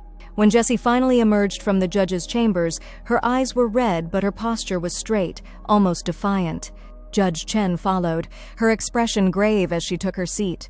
"Having reviewed the evidence presented and spoken privately with the minor, I am prepared to rule on this petition for emergency custody," she announced. "This court takes allegations of abuse very seriously, particularly when supported by contemporaneous documentation, medical records, and third-party testimony." Elena held her breath. "I find sufficient evidence exists to suggest that returning Jessica Winters to her father's custody at this time would present a risk to her physical and emotional well-being. Therefore, I am granting the petition for emergency protective custody, pending a full hearing on permanent custodial arrangements." Relief washed over Elena so intensely that she nearly missed the judge's next words. "Temporary custody is granted to the Department of Social Services, with placement to be determined by the department in consultation with the court." Not to her. Not to Elena. To the system. Robert Winters' outraged exclamation was cut short by his lawyer's restraining hand. Judge Chen continued, "A full hearing will be scheduled within 30 days. Until then, Jessica will remain in DSS custody with supervised visitation for her father at the department's discretion." As the judge continued outlining the specific terms and next steps, Elena felt Jesse's hand grip hers tightly under the table. The girl's face had gone pale with fear. The system she had been dreading, that Elena had promised to protect her from, was now claiming her. When the hearing concluded, a social worker approached, a tired-looking woman in her 40s with a kind but harried expression. "Jessica? I'm Ms. Reynolds from DSS. I'll be handling your placement." She glanced at Elena. "You must be Ms. Petrescu. The judge mentioned you've been caring for Jessica recently." "Yes," Elena said, finding her voice with difficulty. "She has been with me. Is Safe doing well, Ms.?" Reynolds nodded professionally. "I understand. Unfortunately, emergency placements must follow protocol. Jessica will need to come with me now to process into the system. We'll conduct a home study before considering any private placement options." "No, please," Jessie broke in, her voice cracking. "Can't I stay with Elena? Please, I don't want to go with strangers." The social worker's expression softened slightly. "I'm sorry, but that's not possible right now. The good news is that the judge has expedited the home study process given the circumstances. If Ms. Petrescu passes, and there's no reason to think she wouldn't, you could potentially be placed with her within a week or two. A week or two, an eternity for a frightened teenager, a moment in bureaucratic time." "Where will she go now?" Elena asked, struggling to keep her voice level. "We have a group home for teenage girls. It's clean, safe, well-supervised." Jessie's grip on Elena's hand tightened to the point of pain. Elena felt helpless, trapped in a system that was ostensibly protecting Jessie, but causing her immediate distress. "Can I at least gather her things?" Elena asked. "She has clothes, personal items at my home, Ms." Reynolds hesitated, then nodded. "I can give you until 5 p.m. today. Jessica will need to report to the Willowbrook Center by then." She handed Elena a card with an address. "Bring any essential items, but please understand space is limited." As the social worker stepped away to make a call, Jessie turned to Elena, panic in her eyes. "Don't let them take me there. Please, Elena, I can't do it." Elena gathered Jessie into her arms, ignoring the curious glances from court personnel. "Is temporary only," she whispered fiercely. "I pass home study. Bring you home very soon. Promise." "What if my dad tries something? What if he finds a way to get to me there?" It was a legitimate fear. Robert Winters had resources, connections, and now a desperate motivation to regain control of his daughter before she could testify further against him. "I speak to Judge," Elena decided. Explain concern for safety. But when she approached Judge Chen's clerk with this request, she was informed the judge had moved on to other cases and could not be disturbed. Any concerns would need to be filed formally through proper channels that would take days to navigate. Frustration and fear battled within Elena as she led Jessie from the courthouse. Outside, they nearly collided with Robert Winters, who was speaking intensely with his lawyer on the steps. He looked up, his eyes narrowing as they fixed on the gold bird necklace at Jessie's throat. "That's not yours," he said, his voice dangerously quiet. "Where did you get that?" Jessie's hand flew to the pendant protectively. "It's mine now," she said, her voice steadier than Elena had expected. "Like hell it is." Winters took a step toward them, but his lawyer placed a restraining hand on his arm. "Robert, not here," she murmured urgently. "There are better ways." He subsided, but his eyes remained fixed on Elena with undisguised hatred. "This isn't over," he said softly. "Not by a long shot. You've turned my daughter against me, filled her head with ways to hurt me. I don't forget things like that." "Your daughter speaks truth," Elena replied, matching his quiet tone. "Truth you fear because it shows who you really are." She guided Jessie past him down the courthouse steps, feeling his gaze burning into her back. The threat in his words hung between them as they made their way to Reeves's waiting car. "He's going to try something," Jessie said as soon as they were inside. "I know him. He never loses." Elena shared her concern but tried to project confidence. "System protecting you now? He cannot reach you in DSS custody." But even as she spoke the reassurance, Elena remembered how systems could fail, how they often protected the powerful. Robert Winters was a wealthy, connected businessman. The DSS was an overworked, underfunded bureaucracy. They spent the afternoon at Elena's house, packing Jessie's few belongings and purchasing additional necessities: warm pajamas, toiletries, a journal with a lock. Elena added a framed photograph of the two of them that Luminitsa had taken at the farm, their heads bent together as they kneaded bread dough, both smiling. "To remember is temporary," Elena said as she wrapped it carefully in a sweater. "We'll bring you home soon." The Willowbrook Center was a converted Victorian house in a neglected neighborhood, its peeling paint and sagging porch at odds with the cheerful sign announcing it as a safe haven for young women. Inside, institutional fluorescent lighting replaced any warmth the architecture might have offered. A tired-looking woman processed Jesse's intake while Elena stood awkwardly by, holding the duffel bag of belongings until it was inspected for prohibited items. No sharps, no electronics with internet capability, no food, no medications unless prescribed and verified. Visiting hours are Saturdays and Sundays, 1 to 4 p.m., the woman recited mechanically. Phone calls allowed daily between 7 and 8 p.m., limited to 15 minutes. When the time came to say goodbye, Jesse clung to Elena, all pretense of bravery abandoned. "Please don't leave me here," she whispered. Elena held her tightly, fighting her own tears. "Few days only," she promised. "I call lawyer tonight, push for quick home study. You be strong, day? Like bird that must fly through storm before finding calm air." Jesse's hand went to the necklace. "I won't take it off," she vowed. "Not for anything." As Elena walked back to the car where Reeves waited, her steps felt leaden. The sense of wrongness, of having failed to protect Jesse despite her promises, weighed on her like a physical burden. "It's the system," Reeves said gently as they drove away. "It's designed to be cautious, which sometimes means it causes pain in the short term. Systems should protect vulnerable, not make more vulnerable," Elena replied, gazing back at the institutional building growing smaller in the rear window. "What if father tries something? The center is secure, staff are trained. And Winters would be the obvious suspect if anything happened." Reeves sounded confident, but Elena detected an undertone of concern. Besides, his lawyer will have advised him to be on his absolute best behavior right now. Any misstep could permanently damage his case. Elena wasn't comforted. Men like Robert Winters didn't accept defeat, they merely changed tactics. That night, alone in her house for the first time in weeks, Elena found it impossible to sleep. The silence that had once been her constant companion now felt accusatory, empty. She paced, made tea she didn't drink, called Marion Novak twice to press for expedited processing of her guardianship application. "These things take time," he reminded her gently. "The home study has been prioritized, but there are background checks, financial verifications, interviews with character references." "Jesse not safe," Elena insisted. "Father is dangerous man?" "The court has recognized that, Elena. That's why she's in protective custody. Trust the process." But trust was in short supply for Elena, who had seen systems fail too many times before. In the early hours of the morning, she finally fell into a restless sleep on the couch, still dressed, her phone clutched in her hand.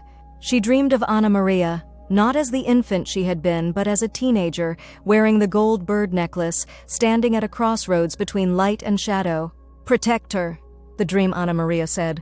"She is my sister now." Elena woke with tears on her face and absolute clarity in her heart. Whatever it took, she would bring Jesse home. 3 days passed in an agonizing blur of bureaucracy. Elena took leave from her job, using vacation time she had accumulated over years of rarely missing work. She submitted to background checks, financial evaluations, and a home inspection that scrutinized everything from the contents of her medicine cabinet to the functioning of her smoke detectors. Each evening at 7 p.m. precisely, she called the Willowbrook Center to speak with Jesse. The conversations were strained, monitored by staff who interrupted if topics strayed toward the case or complaints about the facility. "It's okay here," Jesse said during their third call, her voice carefully neutral. "The food's not great, but I have a quiet roommate. And there's a social worker who's been really nice, helping me with paperwork for school enrollment." What Jesse didn't say, couldn't say with others listening, spoke volumes. Elena heard the forced lightness, the deliberate avoidance of any mention of fear or discomfort. "I visit Saturday," Elena promised. "Bring books you request and cookies staff approve." "Elena?" Jesse's voice dropped to a near whisper. "He called yesterday. My dad. They let him talk to me for 5 minutes." Elena's hand tightened on the phone. "What'd he say?" "Just that he loves me, misses me, wants to make things right." His lawyer voice. Jesse's tone hardened slightly. "I didn't say much back." "Good. Is manipulation only—" "Stay strong." After the call ended, Elena sat at her kitchen table, anxiety churning in her stomach. That Robert Winters had been granted phone contact so quickly was concerning. The system was already bending to accommodate him, despite the judge's findings. The next morning, Elena arrived at the DSS office the moment it opened, determined to speak directly with Ms. Reynolds about expediting Jesse's placement. She waited nearly 3 hours before the social worker could see her. "I understand your frustration, Ms. Petrescu," Reynolds said, looking genuinely sympathetic but harried. "Jessica's case is actually moving faster than most. Your home study is proceeding well, and barring any unexpected issues, I'm hopeful we can place her with you by early next week." "Next week still too long?" Elena insisted. "She not safe. Father making contact already." Reynolds frowned slightly. "He's been granted supervised phone contact only, which is standard. There's no evidence he poses an immediate physical threat. No evidence you recognize," Elena countered. "Girl knows her father. Is terrified for reason." The social worker sighed, removing her glasses to rub tired eyes. "Ms. Petrescu, I have 43 active cases right now. 17 involve children in immediate physical danger from active addiction or documented violence. Jessica is in a secure facility with round-the-clock supervision. She is safe." Elena recognized the futility of arguing further. The system had its priorities, its processes, and no amount of individual concern could accelerate them beyond a certain point. Saturday's visit to the Willowbrook Center brought both relief and increased worry. Jessie looked thinner after just a few days, with new shadows under her eyes suggesting sleep wasn't coming easily, but she brightened visibly at Elena's arrival, hugging her with desperate strength in the facility's stark visiting room. "I'm okay," she whispered against Elena's shoulder. "Really? It's just hard." They sat at a small table, a staff member positioned discreetly in the corner of the room. Elena unpacked the items she'd brought: approved novels, colored pencils, a sketchbook, homemade cookies that had been inspected at the front desk. "Home study going well?" Elena reported, keeping her voice upbeat. "Maybe next week you come home." Jessie nodded, but her eyes darted nervously to the staff monitor before she leaned closer. "He's been calling every day," she murmured, pretending to examine a cookie.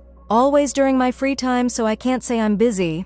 "Always with the same staff member supervising." Elena frowned. "Same staff? Always same person?" Jessie nodded slightly. "Ms. Kendrick. She's new, I think. The other girls don't know her well. She always makes sure I take his calls, says it's important for family reconciliation." A cold unease settled in Elena's stomach. That a specific staff member was facilitating daily contact between Jessie and her father, despite the court's clear concerns about his influence, seemed suspicious at best. "You tell Ms. Reynolds about calls? She's only here weekdays during business hours." "I've barely seen her since intake." Jessie broke a cookie in half, not eating it. "Elena, I think he's planning something. He keeps saying things like, 'This will all be over soon, and we'll be together again before you know it.' Not in a court timeline kind of way." Elena felt the same certainty. Robert Winters was not a man who would wait for legal processes to run their course, not when he could find other means to achieve his goals. "I speak to Reeves," she promised. "Have him contact Judge directly with concerns." But as their visiting time wound down, Elena found herself reluctant to leave. Something in Jessie's demeanor, a tension beyond the normal stress of their situation, triggered warning instincts honed through years of navigating dangerous circumstances. "What else?" she asked softly as they stood for their goodbye hug. "Something more bothering you?" "I see in your eyes." Jessie glanced at the monitor, then whispered quickly, "There was a man watching the center yesterday, just sitting in a car across the street for hours. Same car that was outside your house that day. The black sedan." The private detective. "You tell staff?" "Ms. Kendrick said it was probably nothing, just someone waiting for someone else." Jessie's fingers tightened on Elena's arm. "I'm scared, Elena. I don't feel safe here." Elena hugged her tightly, mind racing. 2 more days," she whispered firmly. "I push harder with lawyers with DSS. 2 days maximum, then you home with me." As she left the center, Elena scanned the street carefully. No black sedan today, but that offered little reassurance. She called Michael Reeves immediately from her car. "We need to move faster," she said without preamble. "Father making daily contact through specific staff member. Private detective watching facility? Something not right." Reeves's response was measured but concerned. "I'll contact Judge Chen's office directly, request an emergency review of the placement. And I'll speak with the center's director about this staff member. Kendrick, you said?" "Yes. New employee, Jessie thinks." "I'll look into it. In the meantime, try not to worry too much. These facilities have security protocols, and any attempt to remove Jessica without authorization would trigger immediate police response. Elena wanted to believe him, but the knot of dread in her stomach only tightened. Protocols could be circumvented, security could be compromised, and Robert Winters had resources, connections, and a desperate motivation to regain control of his daughter before she could testify further against him. That evening, Elena called the center at the appointed time, only to be told that Jessie was indisposed and couldn't come to the phone. When Elena pressed for details, the staff member, not Ms. Kendrick but someone else, simply repeated that Jessie wasn't available and suggested calling again the next day. Sleep eluded Elena entirely that night. She paced her small house, alternating between calls to Reeves's voicemail and monitoring her email for any updates. By morning, she had made a decision. She would go to the center first thing, demand to see Jessie, and if necessary, create enough of a disturbance that someone with authority would have to address her concerns. But as she was gathering her keys and purse, her phone rang, Reeves finally returning her calls. "I've been looking into that staff member," he said without greeting. "Lisa Kendrick was hired just 2 weeks ago. Her references check out on paper, but when I called the previous employer directly rather than the number on her application, they had no record of her." Elena's blood ran cold. "She is Plant? Working for Winters? It's possible. I've alerted the center's director and DSS. They're reviewing security footage and conducting an immediate staff verification." "I go there now," Elena said, already heading for her door. "I'm on my way too," Reeves replied. "Meet me there in 20 minutes. The drive to the Willowbrook Center seemed to take an eternity. Morning traffic crawled, each red light an agony of delay. When Elena finally arrived, she found Reeves already there, speaking intently with a woman who appeared to be in charge, likely the director, Ms. Petrescu, Reeves called as she approached. "This is Director Collins. We were just discussing the situation." Director Collins looked grim. "We're conducting a full resident check right now," she explained. "Ms. Kendrick didn't report for her shift this morning, and she's not answering her phone." "And Jessie? Where is Jessie?" Elena demanded. A flicker of something, hesitation, concern, crossed the director's face. "That's what we're determining right now. She was accounted for at midnight bed check, but..." She was interrupted by a staff member hurrying toward them, her expression tense. "Ma'am, Jessica Winters isn't in any of the common areas, and her roommate says she wasn't in her bed when she woke up. We're checking the grounds, but..." Elena didn't wait to hear more. She pushed past them into the building, calling Jessie's name, her voice rising with each step. Staff tried to intercept her, but she moved with the determination of absolute fear, checking rooms, opening doors. In the small dormitory room Jessie shared with another girl, Elena found confirmation of her worst fears. The bed was empty, the few possessions Jessie had brought with her gone. Only one item remained, the gold bird necklace placed carefully on the pillow as if left deliberately. Elena picked it up with trembling fingers. Jessie would never have willingly parted with it. Never. "She's gone," she said flatly when Reeves and the director caught up to her. "He has taken her." The next hours passed in a blur of police reports, security footage reviews, and desperate phone calls. The footage confirmed what Elena had already known. Jessie had left the facility shortly after midnight, accompanied by Ms. Kendrick. There was no sign of force, but Elena recognized the stiff, controlled way Jessie moved, the way her eyes darted nervously. She was complying out of fear, not choice. "We've issued an Amber Alert," the police detective assigned to the case informed them. "And we have officers at Robert Winters' residence." "No sign of them there." "He not take her home," Elena said with certainty. "Too obvious. Has other place." The detective nodded. "We're checking properties owned by Winters or his associates. His wife is claiming no knowledge of Jessica's whereabouts and appears genuinely surprised by the situation." Elena clutched the gold bird necklace, its delicate weight a painful reminder of her failure to protect Jessie. "She left this," she said, showing it to Reeves. "Would never leave willingly. His message, I think, to show taken by force." Reeves took the necklace, examining it closely. "There's something here," he said suddenly, pointing to the bird's wing. "It looks like pencil marks?" Elena took it back, tilting it toward the light. Tiny, barely visible numbers had been scratched into the gold with what must have been a pencil point, a desperate, hasty communication. "Coordinates," the detective said, looking over her shoulder. "Or part of an address." They were partial numbers, not enough for a complete location, but enough to narrow the search. The detective immediately relayed them to his team.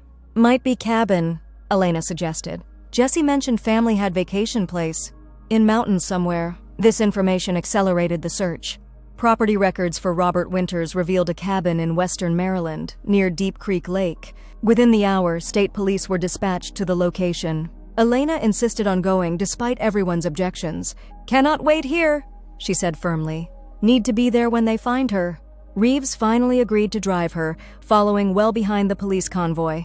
The journey to western Maryland stretched interminably, each mile a fresh agony of uncertainty. Elena alternated between prayer and strategic planning, what Jesse would need when found, how to protect her from further trauma, what legal steps to take next.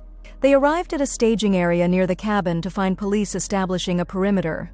The cabin itself was visible in the distance, a substantial structure of logs and stone, smoke rising from its chimney despite the property appearing otherwise unoccupied.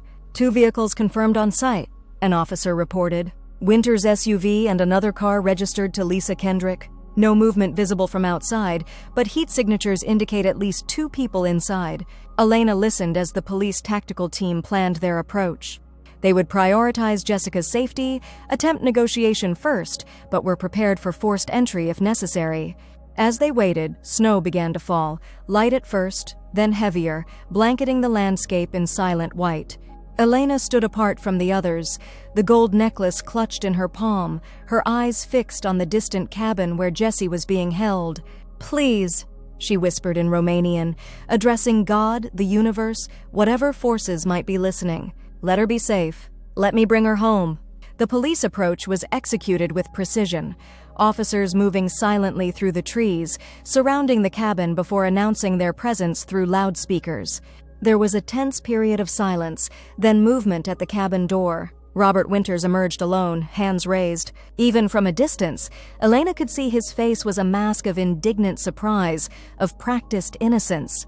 He spoke to the officers, gesturing emphatically, playing the role of concerned father interrupted during a reconciliation attempt. Minutes passed. More conversation. Then officers entered the cabin while others secured Winters in a patrol car. Elena strained to see, desperate for a glimpse of Jesse, for confirmation she was alive and unharmed. Finally, a figure emerged from the cabin, wrapped in a blanket and supported by a female officer. Even at a distance, Elena recognized Jesse's slight frame, the way she tucked her head down against scrutiny. Elena moved without thinking, pushing past the perimeter, ignoring shouts to stay back. She ran through the snow, her only thought reaching Jesse, confirming with her own eyes and hands that the girl was truly safe. "Elena!" Jesse broke free from the officer when she saw her, running to meet her halfway. They collided in an embrace so fierce it nearly toppled them both into the snow. Elena held Jessie tightly, feeling her trembling, the dampness of tears against her neck. "You found me," Jessie whispered, her voice breaking. "I knew you would. Always," Elena promised, smoothing Jessie's tangled hair. "Always find you." Later, there would be statements to give, reports to file, a judge to update. There would be a new hearing, expedited by the kidnapping attempt, that would finally grant Elena temporary guardianship. There would be therapy for Jesse, legal consequences for Robert Winters and his accomplice, a slow building of a new life together. But in that moment, holding Jesse in the falling snow, Elena felt a certainty she had not experienced since before Anna Maria's death, before losing Mihai. This was right. This was family. This was healing. She reached into her pocket and withdrew the gold bird necklace. "You left message," she said softly. "Smart girl." Jessie nodded, turning so Elena could fasten the necklace around her throat once more. "I remembered what you said about the bird needing to fly. I knew you'd understand." The necklace settled into its familiar place, the gold bird gleaming against Jessie's skin despite the ordeal it had witnessed. Elena touched it gently, then enfolded Jessie in her arms again as the snow continued to fall around them, covering old tracks, creating a clean slate. "Let's go home," she said. Spring came early to Baltimore that year. By March, Elena's small garden showed green shoots pushing through soil still bearing winter's memory. Inside the house, other forms of growth were equally evident. Jessie's art covered the refrigerator and filled sketchbooks stacked on the coffee table, drawings that had begun as therapy assignments and evolved into a passionate hobby. Her nightmares, though still occasional visitors, had diminished in frequency and intensity. The flinching at sudden movements, the vigilant scanning of rooms, had gradually eased as security and stability worked their quiet magic. Legal matters proceeded at their own pace. Robert Winters awaited trial on charges of kidnapping and child endangerment, having been denied bail due to flight risk. The family court had formalized Elena's guardianship of Jessie until her 18th birthday, with a path to adoption clearly established should they both desire it. On a particular Saturday in late March, unusually warm and bright, Elena stood at the kitchen sink watching Jessie in the backyard. The girl knelt in newly turned soil, carefully transplanting seedlings Elena had started indoors weeks earlier, tomatoes and peppers and herbs that would flourish in summer's heat. The domesticity of the scene caught in Elena's throat unexpectedly. How strange life's currents, carrying one through rapids of loss to unexpected harbors of connection. How miraculous that a runaway appearing on her doorstep had led here to healing for them both. Jessie looked up, catching Elena watching, and smiled, a genuine expression untainted by fear or calculation. She gestured enthusiastically at the neat rows of tiny plants, clearly proud of her work.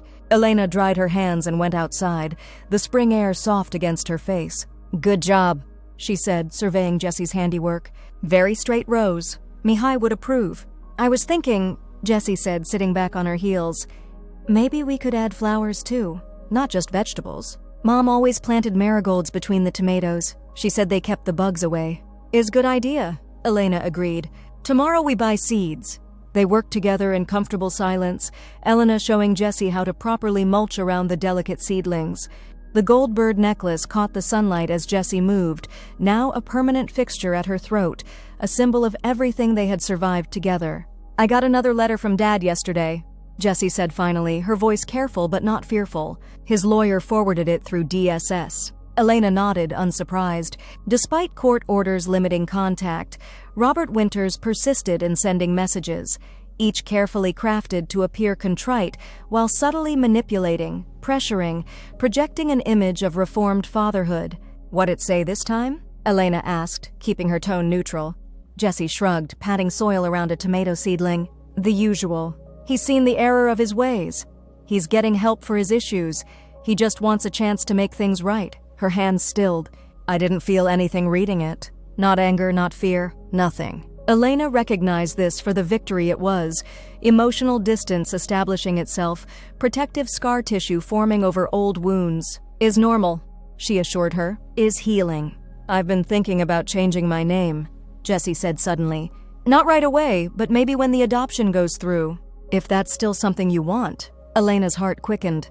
They had discussed adoption tentatively, both aware of the weight of such a step, the permanence it would represent. "If you want," she said carefully. "No pressure, no rush." "I do want it," Jessie said, meeting Elena's eyes directly. "I want to be your daughter officially. I want to be a Petrescu." The simplicity of the statement, the certainty behind it, brought unexpected tears to Elena's eyes. "Would be honor," she managed. "But your mother's memory—" "I'll keep Elizabeth as my middle name," Jessie said. "For Mom. But Winters, that name has too much darkness attached to it now." She touched the gold bird at her throat. "I want a name that means freedom, not fear." Elena reached out, brushing a smudge of dirt from Jessie's cheek, a maternal gesture that now felt natural, unforced. "Jessica Elizabeth Petrescu," she said, trying the sound of it. "Is beautiful name?" They continued working in the garden until dusk began to settle, casting long shadows across the newly planted beds. Inside, Elena prepared dinner while Jessie showered off the day's dirt. The kitchen filled with familiar scents, paprika and onions, the dark bread Elena baked each weekend now rising in its pan. As they ate, Jessie shared stories from school, her gradual integration into classes mid-year, the tentative friendships forming, a particularly encouraging comment from her art teacher. Elena listened, marveling at the resilience of youth, at how much healing had occurred in just a few months. Later, as Elena prepared for bed, a knock came at her bedroom door. Jessie stood there in pajamas holding a small wrapped package. "I made something for you," she said, suddenly shy. "For our 6-month anniversary." Elena blinked in surprise. "Anniversary?" "It's been exactly 6 months since I showed up on your porch," Jessie explained. "6 months since you let me in instead of turning me away." Elena took the package, touched beyond words. Inside was a framed drawing, exquisitely detailed, clearly the product of many hours of work. It showed 2 birds in flight against a dawn sky, one larger seeming to shelter the smaller with its wing. In the background was Elena's house, rendered with loving attention to detail. "Oh, Draga," Elena whispered, tracing the image with gentle fingers, "is beautiful. The gold bird helped me find my way to you," Jessie said softly. "Now we're both flying together." Elena set the drawing carefully on her nightstand and opened her arms. Jessie stepped into the embrace without hesitation, the awkwardness of their early hugs long since replaced by the easy affection of family. "Happy anniversary, Mom," Jessie whispered against Elena's shoulder, using the title for the first time. Elena's heart swelled with a joy so intense it bordered on pain. "Happy anniversary, Fee Kamea," she replied. "My daughter." That night, Elena dreamed of Mihai and Anna Maria. They stood together in a garden much like her own but vaster, more vibrant. Mihai smiled at her with the gentle pride she remembered so well. Anna Maria, now a young woman as she might have been, radiant and whole, spoke without words. "All is as it should be." Elena woke with tears on her cheeks but peace in her heart. Outside her window, dawn was breaking over Baltimore, painting the sky in the same colors as Jessie's drawing. She touched the frame on her nightstand, then rose to begin a new day in this unexpected life, this second chance at family, at motherhood, at joy. An immigrant widow had sheltered a runaway teen, unaware she was hiding a secret that would save her life. Not just the teen's life, though that too had been preserved, but Elena's own life, rescued from grief's isolation by a girl who had appeared on her doorstep on a cold November night, bringing with her the possibility of healing for them both. Sometimes salvation comes in forms we never expect, from sources we could never anticipate. Sometimes the very person we rescue becomes our own rescuer in return. Sometimes a single act of kindness changes everything.